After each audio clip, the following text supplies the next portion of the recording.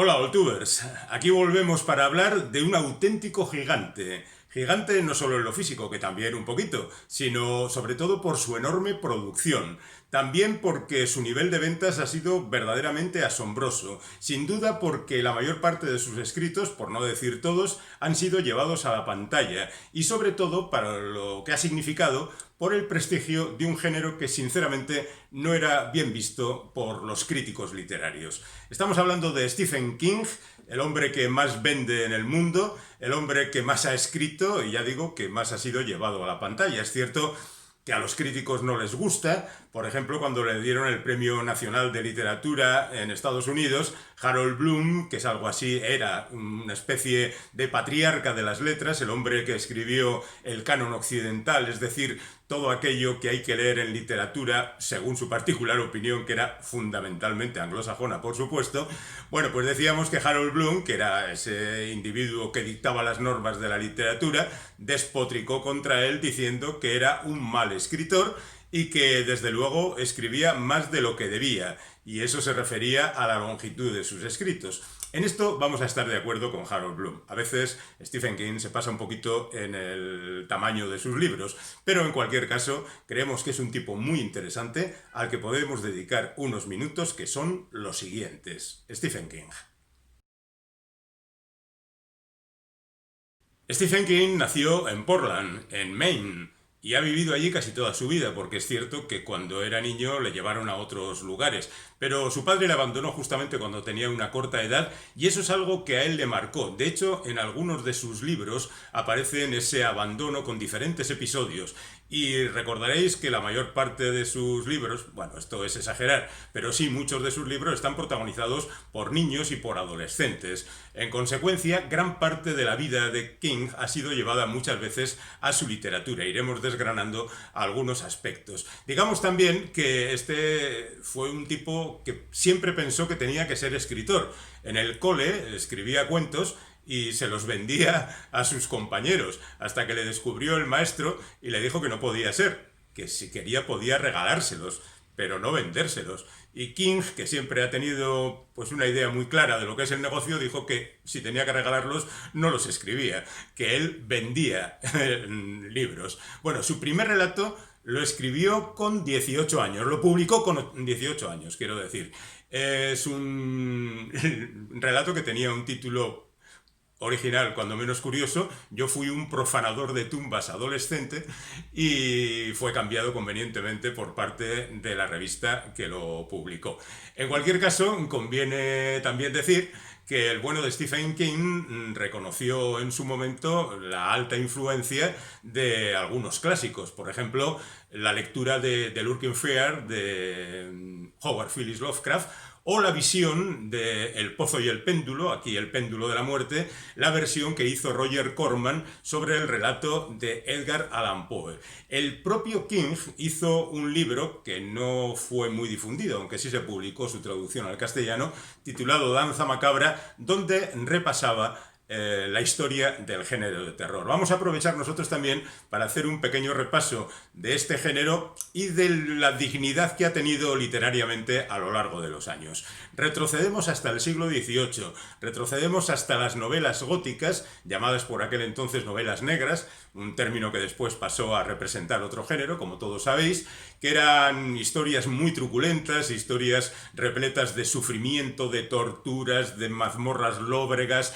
de gente muy desgraciada a quienes arrebataban sus hijos, a quienes hacían muchas perrerías y luego se vengaban o no. En definitiva, historias macabras que también influenciaron a Stephen King. A lo largo del siglo XIX hubo un intento de prestigio con gente como, por ejemplo, Poe, ¿no?, que era un autor de historias macabras, pero al mismo tiempo era un poeta de altísimo voltaje.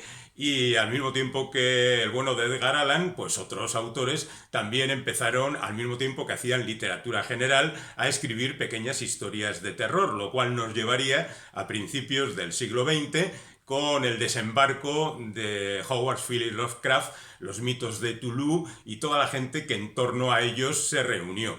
Porque es cierto que Lovecraft era un escritor un poco repolludo, pero con cierta gracia a estas alturas, con esos términos antañones y polisílabos y llenos de cosas que ya no se utilizan, pero que, ya digo, tiene su gracia. Y había otros escritores, pues no sé, Arthur Machen, Algernon Blackwood, el mismo Lord Dunsany, que escribían cosas relacionadas con la fantasía y el terror, pero también de cierta elevación literaria, mientras que otros como Frank Bernard-Long o Robert Bloch o el mismísimo Robert Irving Howard, pues escribían, digamos, más sueltito, más para el consumo inmediato y más con intención de asustar a la gente. Y en este territorio, el de las revistas populares, el de los pulp, a los que dedicaremos pues dentro de poco un ratito para charlar en este canal, pues es donde se curte el bueno de Stephen King, donde va asimilando toda esa serie de posibilidades narrativas y donde el bueno de King decide que va a hacerse escritor de historias de terror, aunque en realidad casi podíamos pensar que Stephen King es el autor de ciertas novelas que podían ser consideradas no la gran novela americana del siglo XX, pero sí novelas americanas sin más. Y con eso damos paso ya al comienzo de su historia literaria. La historia de Stephen King no difiere demasiado de otros triunfadores americanos que por supuesto han pasado por diferentes trabajos antes de conseguir el éxito. King estuvo trabajando en una lavandería, estuvo de profesor de inglés, estuvo haciendo diferentes trabajos, se casó, no tenía dinero, cayó en el alcoholismo, se desesperaba porque sus escritos no eran bien recibidos. Cuenta la leyenda que King tiró el manuscrito de Carrie, su primera novela, al cubo de la basura, de donde la rescató su mujer para enviársela a un editor que al final la publicó.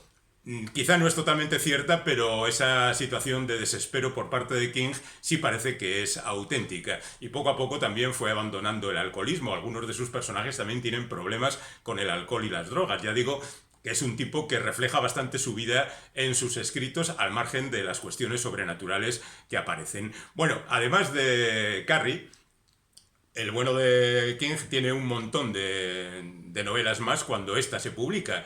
La verdad es que Carrie es una novela curiosa, utiliza diferentes técnicas narrativas, es algo original, la historia de esa muchacha que es acosada por sus compañeros de instituto y que al final tiene una venganza tremenda, al mismo tiempo que también tiene sus dificultades con su madre, etcétera, etcétera. Brian De Palma le vio rápidamente las posibilidades al relato, hizo una película muy recordada, donde, por ejemplo, aparecía un juvenil Travolta que después, poco después, saltaría a la fama al año siguiente, pero bueno, hay que reconocer que era un papel muy secundario y que los personajes principales eran otros, como Sissy Spacek, que era la auténtica protagonista, o Piper Laurie, que interpretaba el papel de su madre. Al sumar al éxito de la novela el éxito de la película, pues todo el mundo dijo: queremos más historias de Stephen King. Mientras tanto, él había publicado Salem's Lot, que es una novela que aquí se publicó como La hora del vampiro. Yo reconozco que es la primera novela que leí de King y me pareció que era una novela muy entretenida y que al mismo tiempo que contaba una historia de vampiros, que estaba muy bien narrada y demás, era una muestra de lo que podía ser la vida en un pueblecito estadounidense, pues al estilo de los que vivía el bueno de King, pues como Portland, el lugar donde había nacido. Estos son más pequeños, pero bueno, ahí el hombre se defendía. Hay que reconocer que la serie de televisión que hicieron con Salem's Lot pues no estaba a la altura. También es cierto que la distribución cinematográfica aquí se exhibió en cines cortada en un tercio, es decir, era una miniserie de 3 horas y la dejaron en 2 horas, pues tampoco favorecía demasiado el que la película fuera interesante. El protagonista era David Soul, por entonces muy famoso por Starkey Hatch, y el malo, o uno de los malos, era James Mason, que siempre da como mucho prestigio, ¿no? Después llegaría El Resplandor y llegaría la película de Stanley Kubrick, con lo que ya todo el mundo se permitió decir que le gustaba Stephen King y que sus películas y novelas eran fantásticas. Otra cosa es que el propio King dijera que no le gustó en absoluto la adaptación que había hecho Kubrick porque le parecía que desvirtuaba bastante lo suyo. Él siempre ha dicho que la película que más le gusta, de las que están basadas en sus relatos, es Cuenta conmigo, de Rob Reiner, la historia de aquellos 4 muchachos, que está basada en El cuerpo, uno de los cuentos del volumen Las 4 estaciones. Ya llegaremos a ello. Estábamos por El resplandor, que es un auténtico fenómeno, ya decimos, y después escribe una novela que aquí se tituló La danza de la muerte, pero que en realidad su título original era The Stand, y era una reducción de lo que él había escrito, porque King podía ser famoso para aquel entonces, pero no demasiado. Él presentó un manuscrito y le dijeron: esto es demasiado largo, hay que recortarlo. Se recortó, quedó convertido en lo que aquí conocemos como La danza de la muerte, y tiempo más tarde se publicó la versión original ya con el título de Apocalipsis. También hicieron una serie televisiva sobre esta novela, esto ya es una constante. Otros títulos de por aquel entonces: pues La zona muerta, que llevó al cine David Cronenberg en una magnífica película muy superior a la novela, que contaba la historia del tipo este que era capaz de descubrir el futuro cuando tocaba a alguien, y descubre que hay un candidato a ser presidente de los Estados Unidos que puede apretar el botón rojo de la guerra nuclear, y entonces hace lo que hace. Pero bueno, la verdad es que como novela no va muy allá, pero la película está muy bien. Justamente lo contrario ocurrió con John Carpenter, que era un tipo suficientemente bregado en el arte de hacer películas de terror, y que con Christine no consiguió alcanzar el original. Christine es un coche diabólico que se comporta muy mal. Otras novelas de aquel entonces: Ojos de fuego o Cuyo. Cuyo es una película y una novela tremenda. Yo diría que igual es de lo mejor que ha escrito King, porque utiliza un espacio único, no es la única vez que lo ha hecho en su historia, un espacio único como es un coche, con una madre y un hijo encerrados en él, bajo un sol de justicia, y cercados por un perro rabioso. No pueden ni abrir la ventanilla ni nada. Y todo eso a lo largo de 400 páginas. Hace falta ser muy bueno para contar la historia. Es cierto que la película trató de estar a la altura, pero también es cierto que le cambiaron el final, y eso sirvió para que los aficionados pues no se mostraran muy a gusto. Pero esta es una novela que sirvió para demostrar que King era capaz de hacer otras cosas. Y por entonces empezó con la historia de La Torre Negra. Escribió una primera versión de El Pistolero, y da comienzo ese ciclo que es La Torre Oscura. Bueno, al margen de todo eso, digamos que hay otras novelas como Un cementerio de animales, que ya ha dado para 2 películas. No sé por qué hicieron la segunda, la primera ya estaba bastante bien. El Talismán, que hizo en compañía de Peter Straub, otro compañero de Fatigas que alardea de ser un escritor superior, es decir, que pone un poco más de intelecto en sus libros, pero no se lo tendremos en cuenta. Maleficio, que es una de las novelas que está escribiendo con el nombre de Richard Bachman, porque escribía tanto que en un momento determinado decidió utilizar un seudónimo, y así seguimos adelantándonos hasta It, que es una supernovela gruesa con un personaje maligno, el payaso Pennywise, que se ha convertido en símbolo de varias generaciones. Hicieron una serie televisiva y recientemente han hecho 2 películas sobre la historia, que yo creo que ha gustado bastante al personal. Y también otras novelas como Misery, que sirven para demostrar la buena interrelación que tienen pocos personajes cuando se trata de contar una buena historia. Misery es la historia de un escritor que ha decidido abandonar a su personaje emblemático y se encuentra con la presidenta de su club de fans, que no está dispuesta a que lo abandone porque quiere más novelas de ese tipo. Y entonces lo secuestra y le somete a tormento para que siga escribiendo más novelas de Misery. Esto es muy habitual, como ya hemos dicho, en la obra de King. Hay otra novela titulada La mitad oscura, donde hay un escritor, un negro, que escribe para otro, que poco a poco va cobrando una importancia, incluso una carnalidad, un seudónimo que utiliza que se convierte en ominoso, y que demuestra que King pues tiene sus propios fantasmas y sigue trabajando estas cosas que tanto le gustan con inusitado interés, y demostrando que el tío sabe hacerlo bien. Y Stephen King sigue escribiendo títulos como La tienda, El juego de Gerald. ¿Cómo será que hasta esta historia en la que una mujer queda esposada en una cama después de que su marido ha muerto practicando sexo y esa es toda la historia? Hay que tener mucho valor para contarla y luego llevarla a la pantalla. Dolores Claiborne, Insomnia, La milla verde. Hay que recordar algunas películas muy significativas. Hablábamos de Cuenta conmigo, la película de Rob Reiner sobre el relato del cuerpo. De este libro de 4 novelas cortas, 3 han pasado a la historia. Una de ellas es Cuenta conmigo, la otra es Cadena Perpetua, que es una película que está muy bien considerada y que lanzó a la fama a Frank Darabont, su director. De ella hablamos en la sección de óperas primas. Y por otra parte, también una película dirigida por Bryan Singer, entonces muy de fama, muy de moda por haber hecho Sospechosos Habituales, y que se titulaba Verano de Corrupción.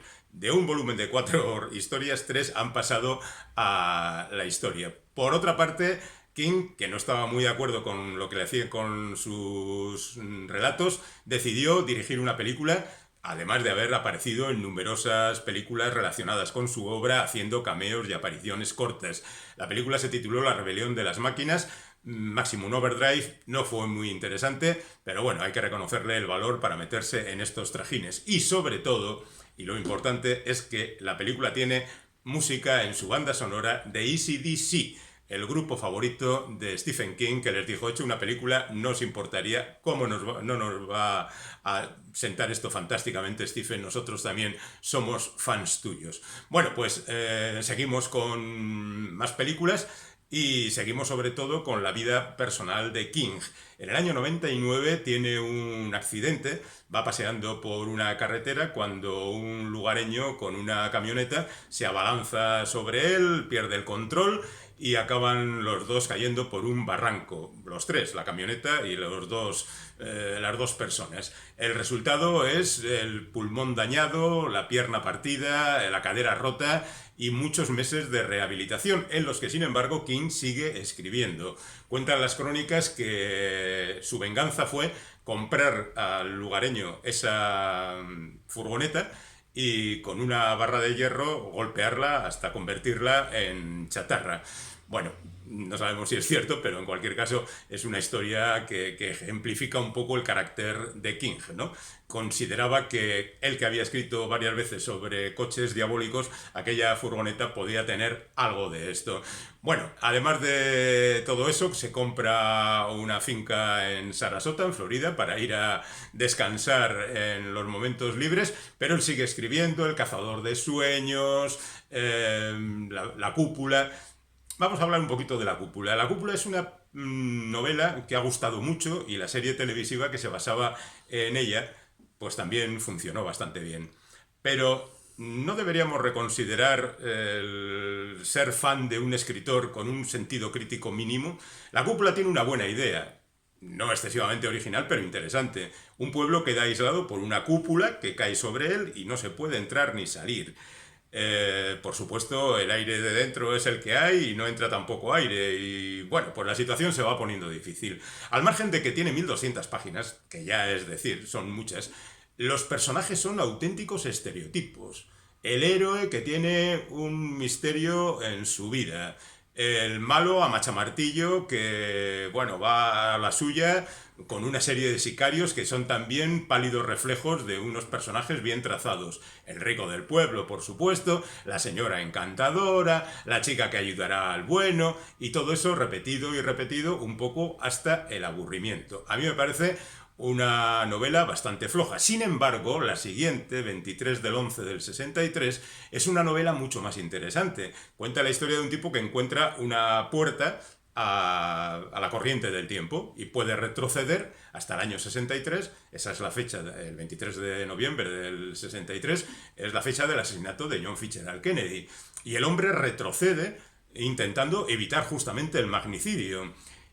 El asunto está en que, afortunadamente, en este caso, el bueno de King se da cuenta de que no puede contar con una única idea para sustentar toda una novela muy larga. Además, esta es un poco más corta. Y entonces lo que hace es dotarla de numerosos episodios. El hombre se equivoca de corriente temporal, acaba en un sitio diferente, encuentra a gente que él conocía que comporta de diferente manera en su relación con él. En definitiva, traza un entramado muy interesante, aunque el tema central sea el llegar al año 63 y evitar el asesinato de Kennedy.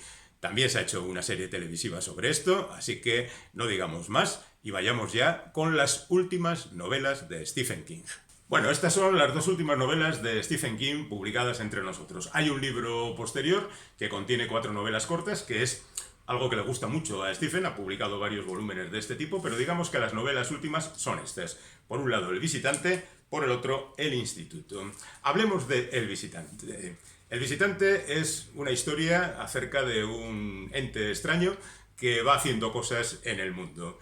Y lo primero que hace es, evidentemente, suplantar personalidades. Nosotros no lo sabemos, nosotros los lectores, pero en las 200 primeras páginas, es decir, un tercio aproximadamente de esta novela, la historia es verdaderamente apasionante y magníficamente bien escrita. Cuenta la historia de un individuo al que detienen por un acto delictivo que él puede demostrar que no ha cometido. Pero es que hay mucha gente que puede dar testimonio de que sí lo ha hecho. Y eso convierte la situación en algo verdaderamente inquietante y muy sorprendente. Y esas 200 páginas que tienen una especie de colofón final impresionante, pues quedarían como un relato de los mejores de Stephen King. Después hay una segunda parte en la que se sigue una investigación buscando qué diablos es lo que pudo ocurrir para todo esto, y es donde se descubre que hay algo extraño en todo esto. Es curioso porque en esta parte Stephen King recupera el personaje de una investigadora que ya había aparecido en una trilogía policíaca encabezada por Mr. Mercedes, que había publicado poco antes. Es una parte que está bien, quizá desluce un poco con respecto a la anterior, pero es interesante. El problema está en la tercera parte o las últimas 200 páginas. Aquí King trata de imitar, de alguna manera, la caza del malo, del vampiro, en el Drácula de Bram Stoker. La persecución y la llegada al lugar de los hechos, y una vez allí la pelea contra la maldad. Y la verdad es que aquí el bueno de King se equivoca, pero de largo. Y digo de largo porque le da muchísimas páginas de aburrido recorrido y de falta de tensión. Con lo cual tenemos un libro que empieza fantásticamente y termina fatal. Bueno, ¿qué es lo que pasa con El instituto? Que es la siguiente novela y la última publicada entre nosotros. Pues ocurre prácticamente lo mismo. Lo que pasa es que no tan acentuadamente. La primera parte, de 50 páginas, cuenta esas historias que tan bien se le dan a King. Un tipo, por diferentes circunstancias, llega a un pueblo, allí se va metiendo en la sociedad, va conociendo gente, va encontrando trabajo. Bueno, bien contado, sin más. El asunto está en que a partir de la página 56, pongamos, la historia entra directamente en lo que el título indica, el instituto, que es un lugar un tanto siniestro donde unos niños son secuestrados e internados allí con un objetivo que no desvelaré, por supuesto. Y todo eso dura 300 y pico páginas. Es bastante repetitiva la acción, porque las pruebas a las que son sometidos y demás no son excesivamente originales. No está mal contado, pero digamos que no es lo mejor de King. Y 300 y pico páginas después, volvemos al escenario que habíamos tenido en las primeras 50 páginas. ¿De verdad, Stephen, no podías haber administrado esto de una manera un poco más inteligente? Bueno, lo cierto es que el final de la novela no cae en los despropósitos del final del visitante, y afortunadamente podemos decir que, sin ser una obra maestra, El instituto es una novela para pasarlo bien. Yo sí recomendaría a los lectores de King, que supongo que sois casi todos, porque si no, no habríais llegado hasta aquí, un cierto sentido crítico a la hora de evaluar el trabajo de nuestro ídolo. Porque es cierto que escribe bien, pero quizá se le va la mano en ocasiones. Y tampoco hay que decir que todo es maravilloso de nuestros autores favoritos. En cualquier caso, si queréis decir algo, ya sabéis, tenéis los comentarios, por supuesto tenéis las suscripciones y tenéis la posibilidad de decir lo que queráis, porque en este canal estamos encantados de discutir sobre los asuntos que más nos gustan.